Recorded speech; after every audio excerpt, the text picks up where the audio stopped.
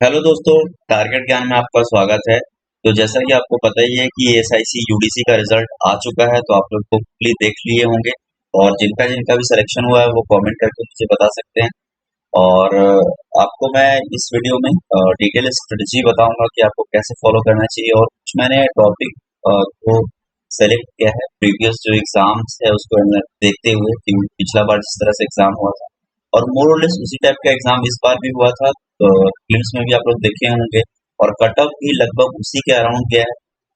तो उसी हिसाब से हम मान के चल रहे हैं कि उसी हिसाब से पेपर इस बार भी आएगा और आप लोग का कट ऑफ जो है उसी हिसाब से रहेगा। तो आप लोग को मेंस के ऊपर बहुत अच्छा से फोकस करना है क्योंकि यही डू एंड डाई है। आप यहाँ पे अच्छा कर देंगे तो स्किल टेस्ट केवल क्वालिफाइंग है। क्वालिफाइंग इसका मतलब ये नहीं कि आप उस पर मेहनत नहीं करना है, तो आपको पास होने के लिए थोड़ा बहुत तो मेहनत करना पड़ेगा। तो उसमें मोर और लेस 90% तो पास ही हो जाते हैं। तो जो है यही है, आपको यही पे अच्छा से करना है। अगर आप इसको अच्छा से कर लेते हैं तो आपका लाइफ सेट है। आपका आराम से दिसंबर या फिर जनवरी तक आपका ज्वाइनिंग भी हो जाएगा मोस्ट प्रोबेबली, ऐसा लग रहा है। क्योंकि 30 अप्रैल को इसका एग्जाम होना है, 30 अप्रैल को एग्जाम होगा। उसके करीबन 15 से 20 दिन में आप एक्सपेक्ट कर सकते हैं रिजल्ट आ जाएगा, मतलब 20 मई तक रिजल्ट आ जाएगा। और जून के आपका समझ सकते हैं सेकेंड वीक तक इसका खत्म हो जाएगा प्रोसेस, मतलब इवेंट आपका डॉक्यूमेंट वेरिफिकेशन भी हो जाएगा उस दिन और स्किल टेस्ट भी हो जाएगा। और उसके बाद एक एक या फिर 1.5 महीना में आप समझ सकते हैं कि फाइनल रिजल्ट आएगा। और मान लीजिए कि जुलाई या अगस्त में आपका रिजल्ट आता है तो उस दिसंबर से पहले ही आप लोग का ज्वाइनिंग हो जाएगा। दुर्गा पूजा या फिर जिनका दिवाली हो बहुत अच्छे से मनने वाला है, तो आप लोग अच्छे से मेहनत करिए और उम्मीद करते हैं कि ज्यादा से ज्यादा लोगों का सिलेक्शन हो। तो इम्पोर्टेंट टॉपिक में क्या है कि समिट के ऊपर आपको ध्यान देना है, मतलब G20 का समिट कहाँ होने वाला है, पिछला वाला कहाँ हुआ था, इस बार वाला कहाँ हो रहा है, फिर नेक्स्ट वाला कहाँ से होगा। जैसे कि अभी जो है 2023 में G20 का मीटिंग हम लोग करने वाले हैं, तो ये तो और इम्पोर्टेंट है। इसके पिछले कौन किया था, इटली। अभी कौन कर रहा है, इंडोनेशिया 2022 वाला। G20 का समिट का कहाँ होने वाला है, इसका एक बार कंट्री भी थोड़ा सा देख लीजिएगा। ब्रिक्स में कौन सा कंट्री है, फिर SCO सांघाई कोऑपरेशन ऑर्गेनाइजेशन। और मैं आपको बता दूं, ये मैं अपने टेलीग्राम चैनल पे आपको डाल दूंगा। मेरा टेलीग्राम चैनल ज्वाइन करने के लिए डिस्क्रिप्शन में लिंक होगा, उसको आप ज्वाइन कर सकते हैं वहां से। तो मैं इम्पोर्टेंट जो कुछ रहता है वो PDF शेयर करता रहता हूँ आप लोगों को पढ़ाई से ही रिलेटेड।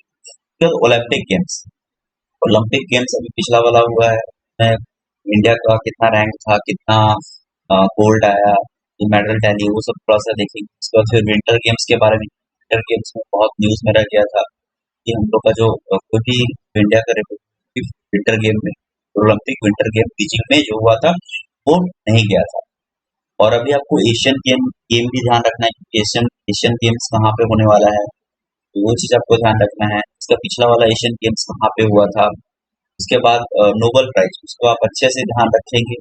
और भी जो इम्पोर्टेंट प्राइज, वो सब चीज को आप ध्यान रखना है। जैसे सरस्वती सम्मान भी मिला है, वो चीज ध्यान रखना है। उसके बाद फिर आपको साहित्य अकादमी अवार्ड में सबको नहीं याद रखना है। अगर कोई इम्पोर्टेंट पर लिस्ट देखिएगा PDF में, उसमें से जो आपको लगता है कि बहुत इंपॉर्टेंट पर्सनैलिटी है अपने घंटे के लिए, उसको आपको ध्यान रखना है। उसके सिवा आपको ये पद्म अवार्ड, मतलब पद्म विभूषण किसको मिला, पद्म भूषण किसको मिला, और पद्मश्री भी सबको देखना नहीं होता है। पद्मश्री में वो देखिए ना, क्योंकि उसमें जो कोई स्पोर्ट्स का ऐसा पर्सनैलिटी है जो यूनिक सा है और उसका पूछने का चांसेस है, पूछ लेता है कि ये स्पोर्ट पर्सनैलिटी किससे रिलेटेड है। तो ये सब एक बार स्क्वायर्स का कोई प्लेयर था, उसके बारे में पूछा गया था, मतलब कि किस खेल से संबंधित है। वो सब चीज को आप देख लीजिए, मतलब किस खेल से संबंधित है, ये चीज आपको ध्यान है। उसके बाद नोबेल प्राइज आप देखते जाइए। उसके बाद मिनिस्टर एंड पोर्टफोलियो भी आने का चांसेस है, तो उसको आप देख कर जाइएगा। गवर्नर भी देख लीजिएगा, गवर्नर अभी चेंज हुआ है, चीफ मिनिस्टर भी चेंज हुए हैं, ये इम्पोर्टेंट हो जाता है। इसलिए मान लीजिए प्री में नहीं पूछ रहा है, लेकिन मेंस में तो अभी बहुत सारा राज्य में इलेक्शन हुआ है, गवर्नर उसमें रह रहा है, तो वो चीज आपको ध्यान रखना है। खासकर तमिलनाडु का गवर्नर याद रखना है, RN रवि, क्योंकि अभी पहले वो नागालैंड के ही गवर्नर, तो वो थोड़ा न्यूज है। उसके बाद फिर आपको तमिलनाडु का गवर्नर को याद रखना है, उसका गेस्ट, तो फिर आपको उसको देख कर चाहिए। उसके बाद अवार्ड को देखना है, जो इम्पोर्टेंट अवार्ड है इम्पोर्टेंट पर्सनैलिटी को, वो ध्यान रखना है। और आपको जो करंट अफेयर्स करना है वो 6 मंथ के रेंज में ही करिए, उससे ज्यादा मत जाइए। अगर आपको उससे भी कम करना है तो कम से कम लास्ट जो 3 से 4 महीना उसको बहुत अच्छे से करके जाए। खासकर अवार्ड, बुक्स, इंडेक्स, जो चीज टॉपिक बताया उसमें से। उसके बाद करेंसी कैपिटल जो अभी विजिट पे गए हैं, जैसे अभी हम लोग प्राइम मिनिस्टर सॉरी प्रेसिडेंट गए हुए थे, तुर्कमेनिस्तान गए हुए थे, नीदरलैंड गए हुए थे, तो अभी जस्ट टू डायलॉग हुआ है अमेरिका के साथ। उसके बाद इसराइल का कैपिटल करेंसी इम्पोर्टेंट है, ईरान का करेंसी एंड कैपिटल इम्पोर्टेंट है।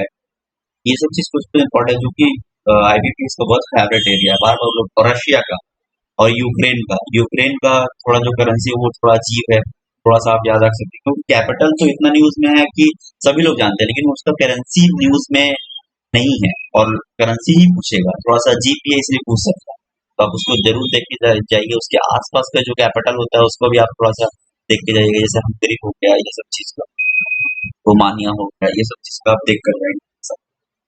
क्या और उसके पास कोई अगर सी होगा तो उसको भी एक बार जस्ट गो थ्रू कर लीजिएगा। मान लीजिए आ गया तो ऑप्शन में आपको रहेगा तो आप टिक कर पाएंगे, जरा कि उतना टफ आएगा, लेकिन हो ही सकता है ना कि उसके आसपास का पूछ ही दे थोड़ा सा, उसको टफ करने का मन हुआ तो 20,000 बच्चे सेलेक्ट हुए हैं तो छाटना है किसी तरह से। उसके बाद रामसर साइट कितना है टोटल नंबर, कभी कभी मान लीजिए रामसर साइट तो आप पढ़ के गए हैं, लेकिन वो टोटल नंबर पूछ देता है कि वो कितना कितना टोटल इंडिया में यूनेस्को का जो अभी मिलने वाला है, या फिर अभी जो जो नॉमिनेट किया गया है, अभी हाल फिलहाल में नॉमिनेट किया गया है, तो जो कंटिन्यूस पढ़ रहे हैं उनको समझ में आ रहा हो तो आप जाके वो देखिए कितना यूनेस्को का साइट्स है, वो चीज आपको देखना है। फिर यूएन का डिफरेंट ऑर्गेनाइजेशन होता है, जैसे वर्ल्ड बैंक हो गया, फिर आपका ICC हो गया, मतलब आपका इंटरनेशनल कोर्ट ऑफ जस्टिस हो गया, उसके बाद फिर आपका यूनेस्को हो गया, फिर आपका यूनिसेफ हो गया। ये सब यूएन का जो ऑर्गेनाइजेशन है उसको ध्यान रखें। उसके बाद इम्पोर्टेंट डेट्स वही 3-4 मंथ के पीछे और 2-4 आगे आप देख सकते हैं। अगर आपको उससे भी कम देखना है तो 3 मंथ बिफोर और 3 मंथ आफ्टर, बस उससे ज्यादा नहीं देखना। और थीम में आपको बोलूंगी कि बहुत कम देखिए जो सिलेक्टेड है, जैसे वाटर डे का थीम देख सकते हैं, वुमेन्स डे का थीम देख सकते हैं, इस तरह का।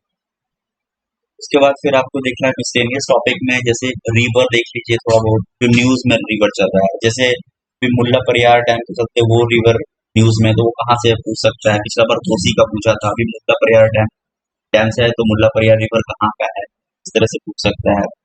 एक गंगा ब्रह्मपुत्र ये सब के बारे में जो इम्पोर्टेंट है वो देख सकते हैं। यमुना रिवर न्यूज में है तो उसके बारे में देख सकते हैं, वो कहाँ से ऑरिजिनेट होती है। फिर पॉलिटी में केवल आपको fundamental right and fundamental duty last में देख कर जाना है। तो हिस्ट्री में आपको जो एक बार आप लूसेंट आप लोग पढ़े होंगे तो देखते हो कि फर्स्ट पर्सनैलिटी के बारे में दिया रहता है कि फर्स्ट गवर्नर जनरल कौन था, फर्स्ट वुमेन कौन था। उसको भी आप थोड़ा समय दीजिए, 2-3 घंटा, तो देखिए कि फर्स्ट कौन कौन था, फर्स्ट कौन माउंटेन पर क्लाइंब की थी। इस तरह से क्वेश्चन एंड आंसर का फॉर्मेट दिया हुआ है, तो आप देख सकते हैं लूसेंट को आपको आसानी से मिल जाएगा। मेरे हिसाब से यही कोर्स स्कीम है जिसपे क्वेश्चन बनने का चांसेस है। और इस बार आपको देखिए प्री में क्या था कि आपका 25 ही क्वेश्चन था, लेकिन यहाँ पे क्या है ना आपका 50 क्वेश्चन है। क्वेश्चन का संख्या ज्यादा है तो आपका स्कोप भी ज्यादा, और लोग ज्यादा क्वेश्चन करें। तो आपको हॉलिस्टिक वे में तैयारी करना है। आप पिछला बार करके गए तो उतना करंट अफेयर्स नहीं आया, लेकिन आपको इस बार देखने को मिलेगा, क्योंकि आप देखिए 50 क्वेश्चन, उनको 50 क्वेश्चन पूछना, पिछला बार 25 ही क्वेश्चन पूछना। तो आप देख सकते इतना सारा टॉपिक है, लेकिन इस बार ज्यादा है तो सब चीज को कवर करने का कोशिश करेगा। अच्छे से इस बार तैयारी करें। पिछला बार प्री और मेंस डिफरेंट होता है। और आपको बता दूं टेस्ट आप जरूर दीजिए, टेस्ट देकर उसको एनालिसिस करिए, आपका जो क्वेश्चन वीक लग रहा है उस पर आप वर्क करिए। उसके आपको देखना है, उसके क्वांट में आपको नंबर सीरीज देखना है, खासकर रॉन्ग नंबर सीरीज। तो एक बच्चा बोल रहा था रॉन्ग नंबर सीरीज को कैसे करें, तो रॉन्ग नंबर सीरीज में मेरा अप्रोच क्या रहता था कि मैं सबसे पहले डिफरेंस ही फाइंड आउट करने की कोशिश करता हूँ। उसमें से मोर और लेस आपको 60% जो क्वेश्चन होता है वहीं से आपको ट्रैक हो जाए। फिर आप अगर ज्यादा नंबर सीरीज पढ़ रहा है तो फिर आप मल्टीप्लाई करके देख सकते हैं, पॉइंट का देख सकते हैं, फिर उसमें 1 करके देख सकते हैं। तो ऐसे ही अप्रोच करना होता है। आप जितना क्वेश्चन को प्रैक्टिस करेंगे उतना ही बेनिफिट होगा। एक बार मैं सोच रहा हूँ कि इसके ऊपर एक वीडियो बना दूं, मैं जल्दी 1-2 दिन में देखता हूँ कि इसके ऊपर एक वीडियो बना सकते हैं। इसके बाद कैलकुलेशन पार्ट को आप थोड़ा सा स्ट्रॉन्ग करिए, क्योंकि मेंस है तो आपको क्वेश्चन भी करना है, 2 घंटा का समय है, और क्वेश्चन जो है एवरेज लेवल का रहेगा, तो सभी लोग अच्छे से करेंगे तो आपका कैलकुलेशन अच्छा होना चाहिए। जैसे आपका बैंक का मेंस एग्जाम में क्या होता है ना कि आपको वहाँ पे नॉलेज चेक होता है, थोड़ा बहुत आप टाइमिंग के साथ कॉम्प्रोमाइज कर सकते हैं, बट यहाँ पे ऐसा एग्जाम में नहीं कर सकते। कट ऑफ आपका हाई रहने वाला है आपको स्किल टेस्ट के लिए तो कम कट पे बुला लेंगे, फाइनल सिलेक्शन आप कर लेंगे। और बहुत सारे लोग उसके बाद फिर डीआई जो है वो नॉर्मल जो टॉपिक जैसे आता है वैसे ही आप करिए। मुझे नहीं लगता है कि यहाँ पे लोग चैप्टर बेस्ड डीआई पूछेंगे जैसे प्रॉफिट एंड लॉस एवरेज, तो ऐसा तो नहीं लगता है। जो इससे नॉर्मल आता है प्रीमियम का थोड़ा सा कैलकुलेशन इम्पोर्टेंट है उसको आप करिए। और वर्ड प्रॉब्लम के लिए आपका profit and loss, average, simple and compound interest, port and stream, time and work, ये कॉमन थीम है। यहीं से आपको मेजोरिटी ऑफ द क्वेश्चन देखने को मिल जाए। तो इसको आपको अच्छे से फोकस करना है। इसका जिसका भी कॉन्सेप्ट जो चैप्टर में वीक है उसको आप वर्क करिए, उसके अच्छा से ज्यादा क्वेश्चन सॉल्व करने का कोशिश कीजिए। खासकर मेमोरी बेस्ड क्वेश्चन सॉल्व करिए। मैं हमेशा बोलता हूँ आप उल्टा पुल्टा क्वेश्चन ना करें, मेमोरी बेस्ड करें, वो आपको बहुत ज्यादा फायदा करेगा। इसके सिवा आप इंग्लिश में आपको रीडिंग कॉम्प्रिहेंशन पे आपको पहले क्वेश्चन देखना है, उसके बाद रीडिंग कॉम्प्रिहेंशन को पढ़ना है। इससे क्या होता है, मान लीजिए क्वेश्चन पढ़ेंगे ना, तो आप जब वहां पे पढ़ेंगे पैसेज को, तो आपको समझ में थोड़ा ज्यादा आने का चांसेस रहता है। क्योंकि मैं भी ऐसे अप्रोच करता था, मुझे फायदा हुआ, इसलिए मैं आपको सजेस्ट कर रहा हूँ।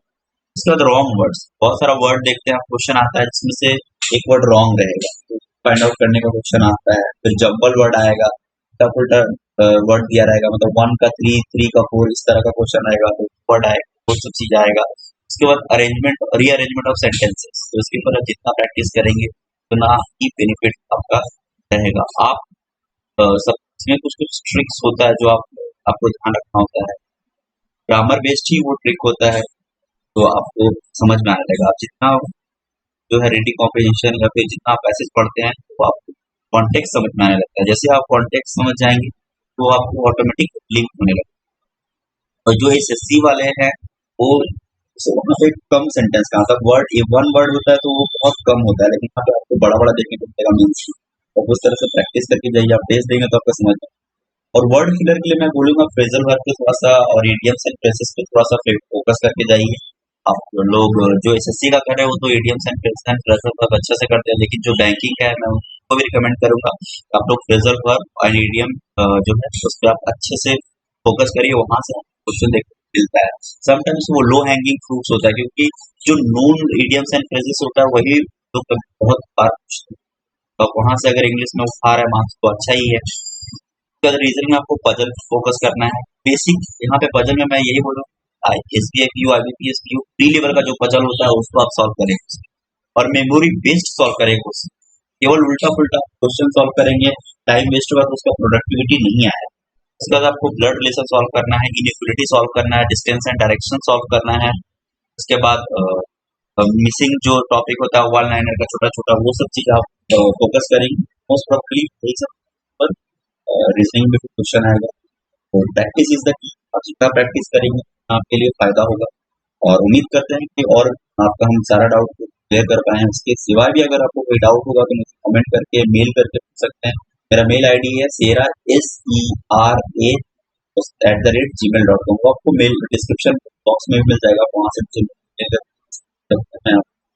देने की कोशिश करूंगा। उसके बाद मैं डिफरेंट ऑर्गेनाइजेशन में आरटीआई फाइल करता रहता हूँ, तो उसका कुछ जैसे रिप्लाई आता है तो मैं आपको बताता हूँ। अगर आपको इस तरह का वीडियो चाहिए, आपको अच्छा लगता है तो इस चैनल को सब्सक्राइब कर सकते हैं, शेयर कर सकते हैं, लाइक कर सकते हैं, ताकि आपको रेगुलर वीडियो का जो डालता हूँ उस पर आपको अपडेट मिलता है।